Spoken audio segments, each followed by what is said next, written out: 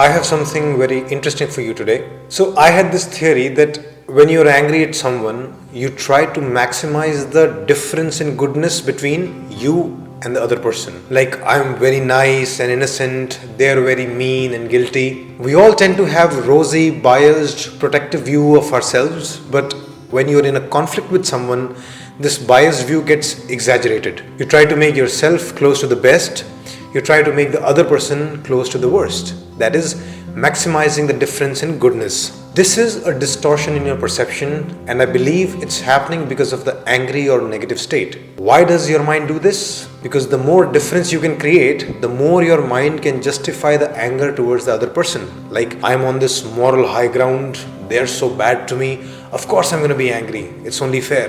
We can say that anger becomes your master. Think of anger like a king sitting in a big throne who doesn't want to lose the kingdom.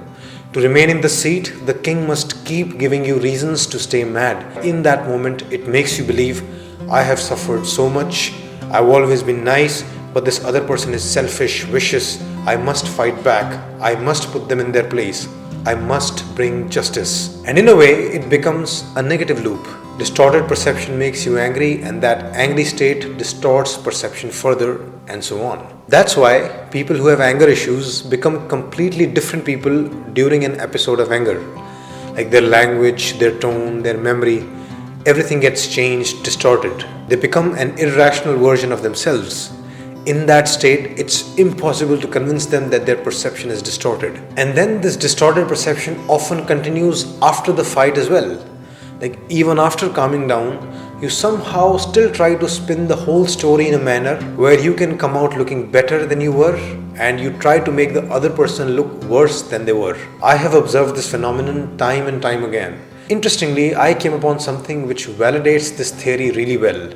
A research by Baumeister and his collaborators Arlene Stilwell and Sarah Wortman. They had conducted an interesting experiment. They asked people to describe one incident in which someone angered them and one incident in which they angered someone. The order of the two questions was randomly flipped from one participant to the next, and the questions were separated by a busy work task so the participants wouldn't answer them in quick succession. What did they find out? They found out that there's a very common pattern in how people distort the description of incidents.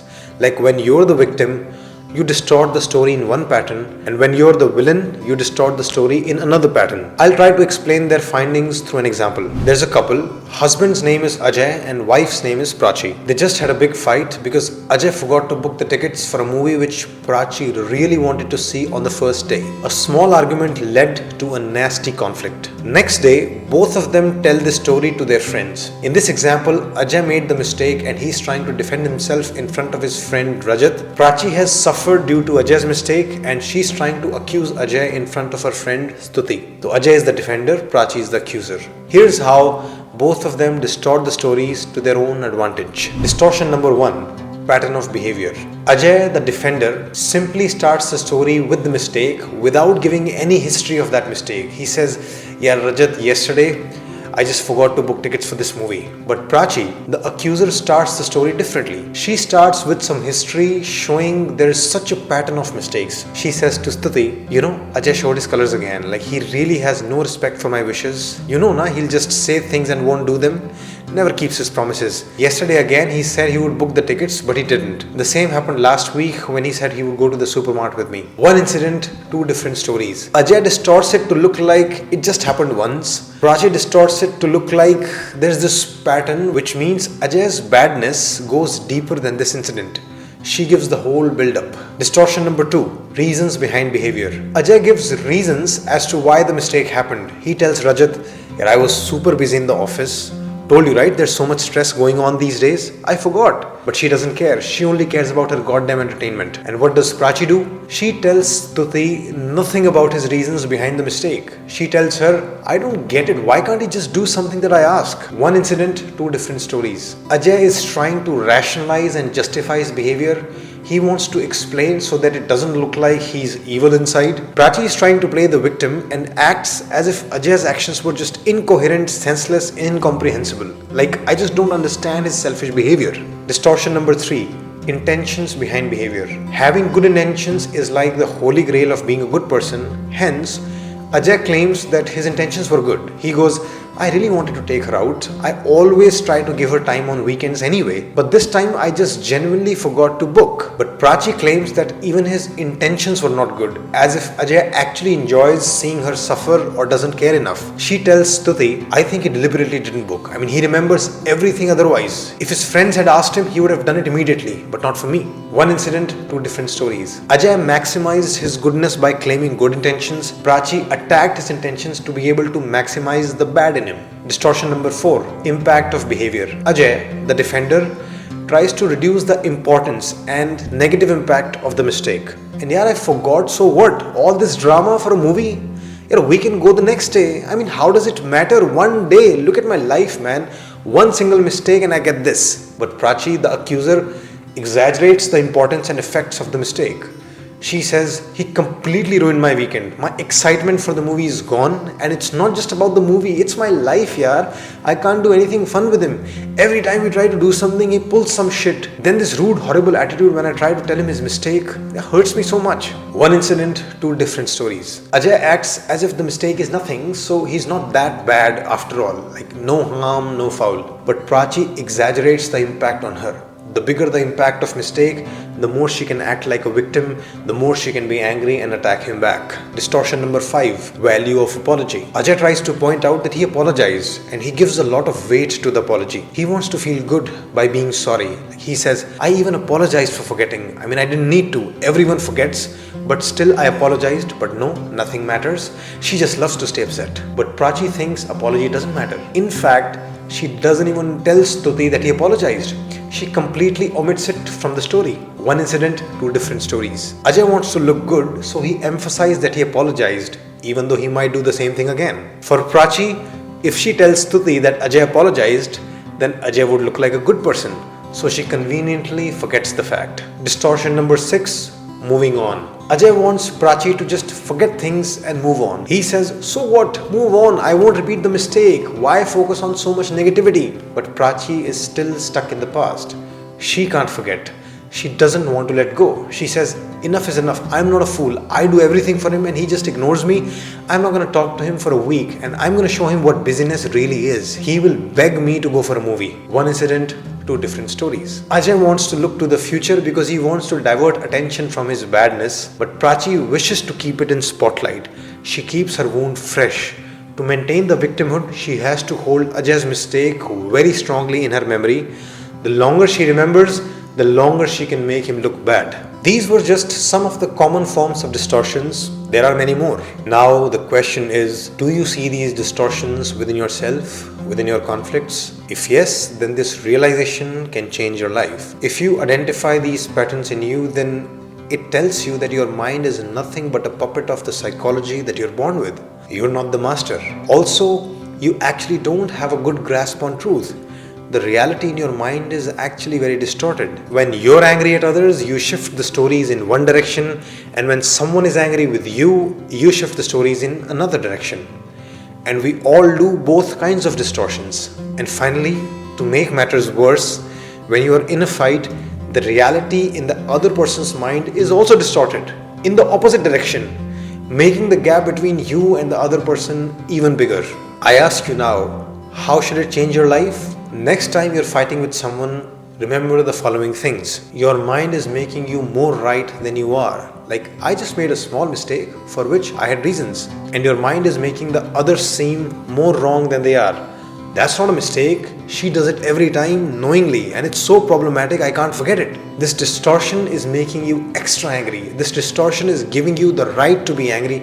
Oh yes, how can I not react? How can I stay quiet when I see something clearly wrong and unfair? This distortion is fueling your anger. It is making you more aggressive. It is probably even making you violent. And your mind is justifying this anger, aggression and violence by telling itself, I am right, I am saying the truth, I am saying the facts. 2 plus 2 is 4, right? That's how precise my facts are. Sadly, these are lies. Well, not lies per se, just distortions. And you're paying some price. These are definitely not helping you resolve your fights. These are not keeping you happier. So, you must correct your perception. You need to develop a neutral perception which is very close to truth, which is more objective. But then the question is it possible? Are we even capable of ignoring our instincts? Turns out we are. Here's how. First, the sheer knowledge that it is happening to you is helpful. Like now you know. Now you are aware of the tricks of your mind, so you can see through them. You can consciously just choose to not believe yourself. You can say to yourself, my anger is coming because of a distorted truth. I'm not going to fall victim to it. I'm going to ignore my version of the story.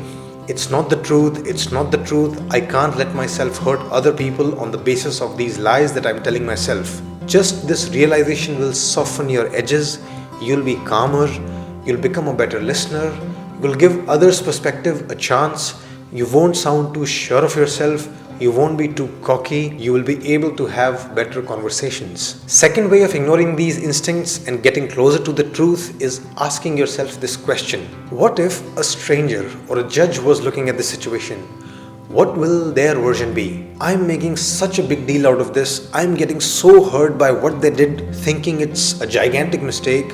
What will a stranger say? Will they care so much? I feel like my human rights are being violated.